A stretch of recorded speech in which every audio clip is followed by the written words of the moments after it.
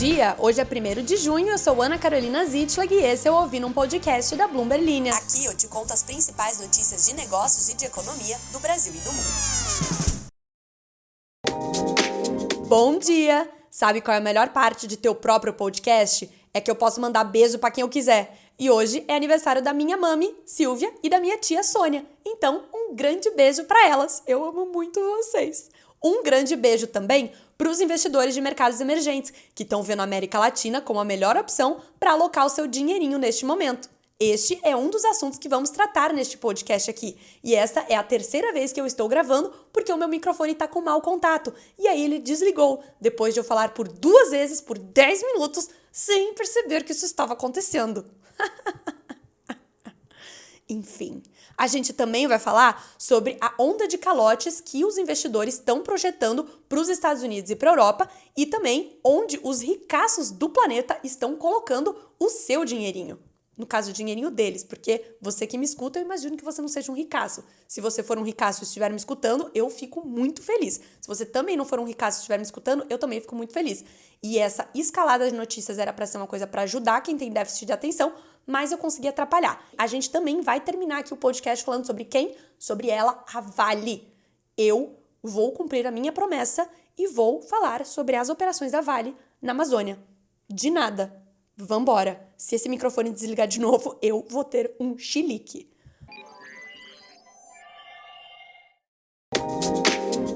As ações latino-americanas caminham para o 3º mês consecutivo de ganhos, a sequência de alta mais longa em mais de um ano. As ações do leste europeu, Oriente Médio e África, por outro lado, estão prestes a sofrer a maior perda desde setembro, negociadas em uma mínima de 13 anos em relação às outras regiões emergentes. Os estrategistas apontam para uma série de motivos que estão sustentando as ações da América Latina, como medidas rígidas de controle da inflação e um impulso renovado da indústria no México. Isso dói um pouco para falar, porque existe uma competição não dita entre o meu time do Brasil e o time do México, para ver quem tem a maior audiência na Bloomberg Linha. A gente nunca falou sobre isso, eles também nunca falaram sobre isso, mas todo mundo sabe que o Brasil é melhor. E ainda bem que eles não falam português para não escutar o que eu tô falando aqui agora. Bom, os múltiplos de preços das ações da América Latina também estão atrativos. E ainda bem que a gente falou que é múltiplo preço-lucro ontem e que você já sabe sobre isso. Se você não sabe sobre isso é porque você não escutou o podcast de ontem. Então volta lá, escuta e aí depois você vem aqui escutar o resto dessa notícia. E escutou? Então tá bom. Um indicador de referência da região está sendo negociado a uma relação preço-lucro de 8,3 vezes, um desconto de 15% em relação às ações emergentes do leste europeu, Oriente Médio e África, ou EMEA na sigla em inglês. E isso enquanto as previsões de lucro da América Latina aumentaram 4%, ao passo que para as empresas da região EMEA ficaram estáveis. Mas e o Brasil? Se o México é o que está ajudando aí esse negócio positivo para a América Latina, o Brasil também não tá? No Brasil, uma das políticas monetárias mais hawkish, ou seja, juros na estratosfera do mundo, colocou o país à beira de um ciclo de flexibilização impensável para a maioria dos mercados emergentes neste momento.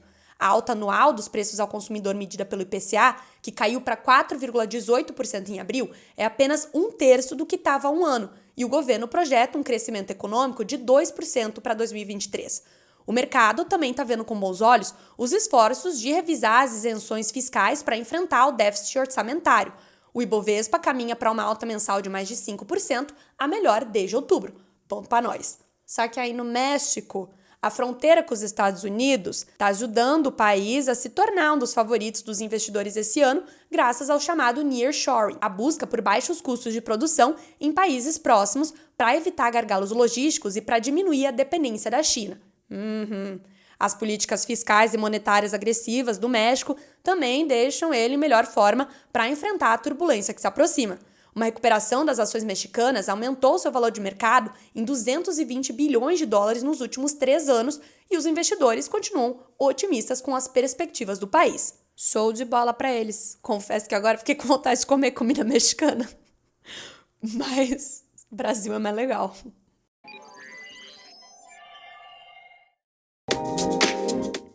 Enquanto isso, no maravilhoso mundo dos mercados não emergentes, o Deutsche Bank está prevendo uma onda de calotes nos mercados de dívida corporativa dos Estados Unidos e da Europa à medida que empresas colapsam sob o peso de juros altos.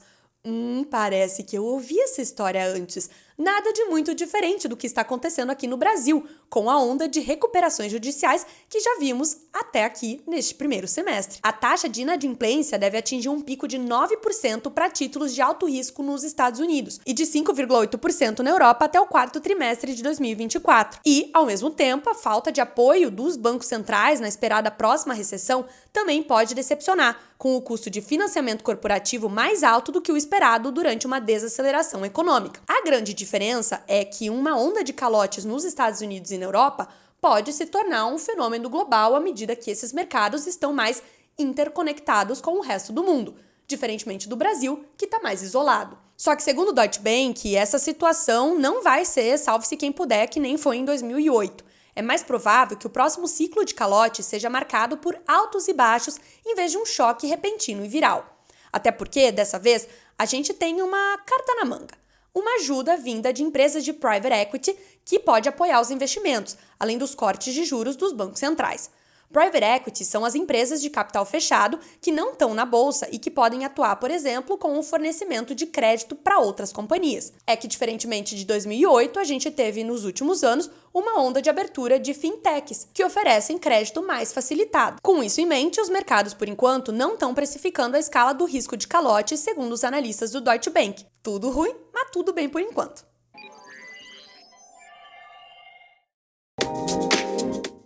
Hoje a gente tá amigo dos relatórios dos bancões. Agora a gente vai falar de um relatório do UBS, o banco suíço que comprou o Credit Suisse lá no início do ano. O UBS entrevistou uma série de family offices que disseram ter aumentado as alocações em fundos hedge enquanto se concentram em formas ativas de administrar o seu dinheiro para navegar no cenário macroeconômico em constante mudança.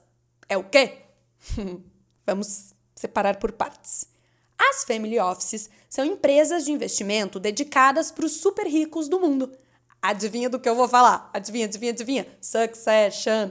Eu ainda não vi a terceira temporada, eu preciso ver a terceira temporada para ver a quarta temporada. Pode ser Succession ou pode ser qualquer outra família bilionária de verdade que você imaginar por aí. Esse povo tem tanto dinheiro que é impossível eles administrarem sozinhos ou até mesmo um pequeno time fazer isso. Por isso, existem escritórios inteiros que são especializados em administrar uma única ou pouquíssimas carteiras de famílias que tenham muito dinheiro. Por isso, chama Family Office. Uma das primeiras versões desse conceito surgiu com os Rockefellers nos Estados Unidos no final do século XIX. E agora, o número desses escritórios disparou nas últimas 2 décadas, com fortunas crescendo nas áreas de tecnologia, finanças e imóveis.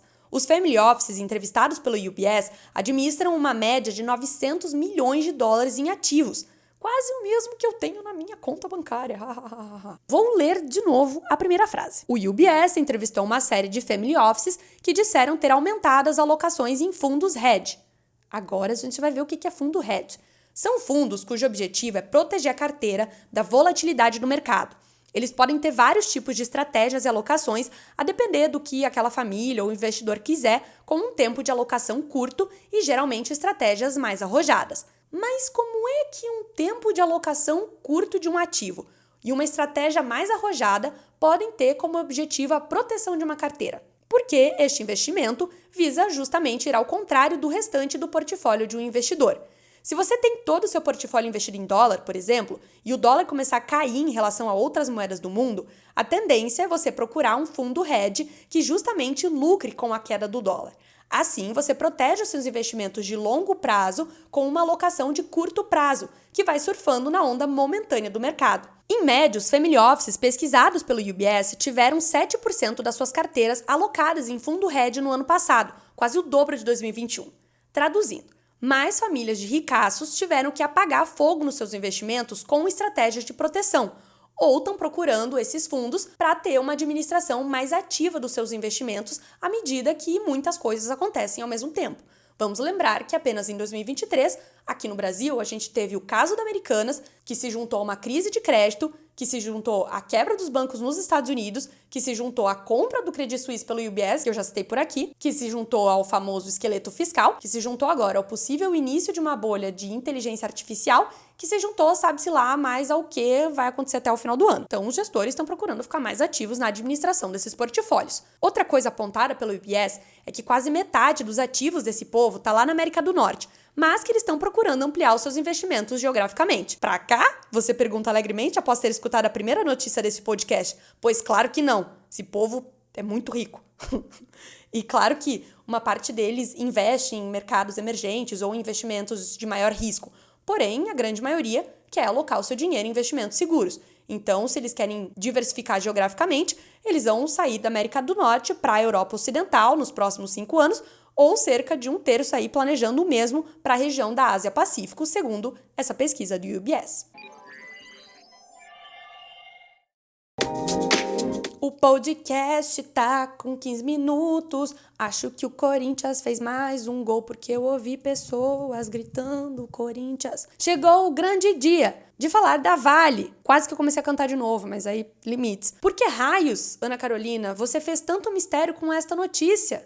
Que tá falando desde semana passada sobre ela. Não fiz mistério, é que só aconteceu 400 e 435 trilhões de outras coisas no meio do caminho. E aí eu queria falar muito sobre essa notícia, como você vai ver, porque eu me empolguei, vai ter 20 minutos de podcast, tô nem aí. Mas chegou o momento, do ponto em que a gente liga a história da Vale com a da margem equatorial da Petrobras, que foi exatamente o que o William perguntou lá nos comentários. Pois bem, William, é que ambas as empresas encontraram matérias-primas de altíssima qualidade, logo de alto valor agregado, na região amazônica. O petróleo da margem equatorial, que pega um pedacinho ali da região amazônica, passando pela foz do Rio Amazonas, mas que não é exatamente a foz do Rio Amazonas, como a gente já falou aí nos episódios anteriores, é um petróleo de alta qualidade, conhecido como óleo leve. O petróleo em si é óleo cru, bruto, uma composição complexa de hidrocarbonetos oleosos e menos densos que a água.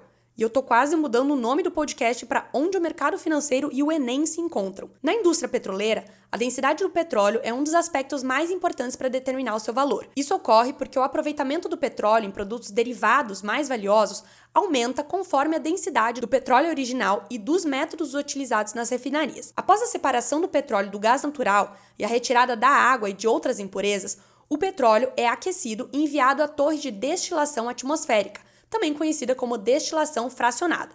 Eu não sei você, faz um tempo aí que eu saí da escola, mas eu tenho uma imagem muito clara dessa torre de destilação que estava em algum livro de alguma matéria. Alguma coisa eu aprendi aparentemente na escola. Imagina um barrilzão cheio de petróleo. Os derivados são separados conforme os seus pontos de ebulição, com as frações mais pesadas destiladas na parte inferior e as mais leves na parte superior. Ocorre que, dependendo da densidade inicial do óleo cru, se ele é leve ou pesado, as frações de cada tipo de derivado vão ser produzidas em maior ou menor quantidade. O óleo pesado produz mais derivados de alto ponto de ebulição, como asfalto e óleo combustível, que pode ser usado na geração de energia térmica, por exemplo. Já o óleo leve, que é o da margem equatorial, produz mais querosene e gasolina. No mercado global, o que equivale mais? Asfalto e energia térmica ou gasolina e querosene? Os derivados mais leves, que produzem gasolina e querosene, são mais valiosos do que os pesados. O campo de Jubilee, na costa da Gana, que está na mesma linha da margem equatorial e concentra boas oportunidades de petróleo leve, tem uma reserva estimada entre 500 e 600 milhões de barris de petróleo. E é por isso que a Petrobras, a Agência Nacional do Petróleo e mais tanta gente está batendo na tecla da margem equatorial, enquanto o IBAMA e outras instituições que olham para o meio ambiente e para os povos originários estão lembrando que a região tem um delicado ecossistema e também pessoas morando por ali há muito tempo e que devem ser afetadas por essa exploração. Mas aí, voltando, os 560 quilômetros do pretendido poço da Petrobras na margem equatorial até a foz do Rio Amazonas, entrando na Baía do Marajó, na costa paraense, descendo o Rio Tocantins, pegando a BR-155 da cidade de Marabá até Eldorado dos Carajás, a gente chega na Serra dos Carajás, a maior província mineralógica do planeta. E é lá que está a mina S11D da Vale, que está recebendo um investimento de 2,7 bilhões de dólares para a expansão da produção de ferro na Amazônia. E eu falei que isso ia longe.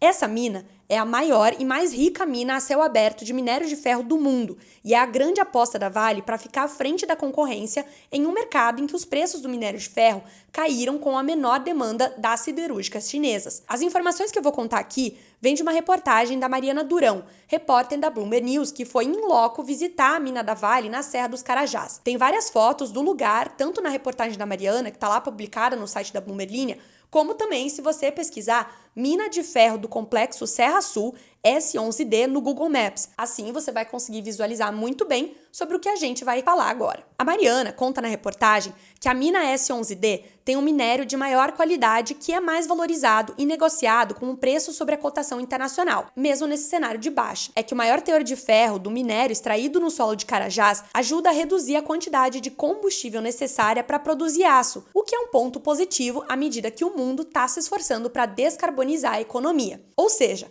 dá para forçar aqui que esse minério extraído pela Vale é mais limpo. E ainda segundo a empresa, para compensar o impacto da mineração na Amazônia, a operação da S11D usa escavadeiras elétricas, correias transportadoras em vez de caminhões e britadores móveis, o que reduziria o consumo de diesel em 60%. A Vale também apoia, segundo eles, os esforços de conservação das autoridades ambientais, assim como o monitoramento da mineração ilegal. As obras no complexo S11D, localizado na chamada Serra Azul, fazem parte da abordagem da Vale de valor em detrimento do volume, que vem desviando o foco das minas mais maduras e de baixo teor de ferro em Minas Gerais, no chamado Sistema Sul e Sudeste da empresa, a região em que tivemos os desastres de Mariana e Brumadinho. A Vale abandonou recentemente um esforço para voltar aos níveis pré-desastres, mas continua a construir a sua capacidade na região norte, que no ano passado respondeu por 60% da produção da empresa. Na mina S11D, a Vale obteve as licenças ambientais para avançar com obras que incluem a instalação de um segundo transportador de correia de longa distância de 9,5 quilômetros, no que eles chamam de o maior projeto truckless do mundo, ou sem caminhões. Sabem esses vídeos de indústria em que a gente tem uma esteira ali no meio da fábrica transportando os produtos de um lado para o outro? Não sei se você já viu esse tipo de vídeo. Se não viu, dá uma olhadinha no YouTube. É isso que a Vale tem no meio da Floresta Nacional de Carajás, uma esteira transportadora que leva o minério extraído da mina até a planta de beneficiamento, que fica mais ou menos à distância da Pinacoteca de São Paulo até o Parque do Povo, na Marginal Pinheiros, ou do aeroporto de Santos Dumont, no Rio, até Copacabana, ou seja, longe. E agora eles estão instalando outra dessas, do mesmo tamanho, além de também estarem construindo uma quarta unidade de beneficiamento de minério e fazendo a duplicação de parte de uma ferrovia de 900 quilômetros que vai até o porto de Ponta da Madeira, no Maranhão. Um projeto separado, chamado Gelado, vai transformar resíduos de mineração em material de alta qualidade, com foco em reposição de capacidade perdida. A Vale ainda vai precisar investir em logística para poder transportar esse minério adicional no S11D. Então é isso, minha gente. A Vale expandindo a maior mina a céu aberto do mundo na região da Amazônia, enquanto a Petrobras trabalha para iniciar a exploração no litoral da reserva que poderia levar o Brasil de 8º a 4º maior produtor de petróleo do planeta e ainda por cima de um óleo com maior valor no mercado. Menina, eu falei 25 vezes porque eu tive que gravar e o início do podcast 2 vezes, né? Porque 2 vezes só minhas plantas escutaram, mas ninguém. Talvez meus vizinhos, que às vezes eu falo meio alto. Minha voz foi pro beleléu, lembrando aí que eu vou entrar de férias, graças a Deus. Então, semana que vem vocês não terão a minha companhia, vocês terão a companhia de alguém da Bloomberlinia, que eu ainda não fiz o meu concurso de piadocas para descobrir quem vai ser, mas informo muito em breve. Bem, faça um favor, depois de tudo aqui que eu falei pra você hoje, pro contentamento dos seus ouvidos, vai no TikTok da Bloomberlinia ver a minha cara falando sobre a Taylor Swift e RBD. Meu cabelo estava esquisitíssimo ontem, minha cara estava esquisitíssima ontem. Então vai lá ver o vídeo, dá o seu like, dá o seu comentário. É isso. Tá bom? Acabou. Segue aí todo mundo, segue a Bloomberlinia, segue todo mundo, tá? Beijo.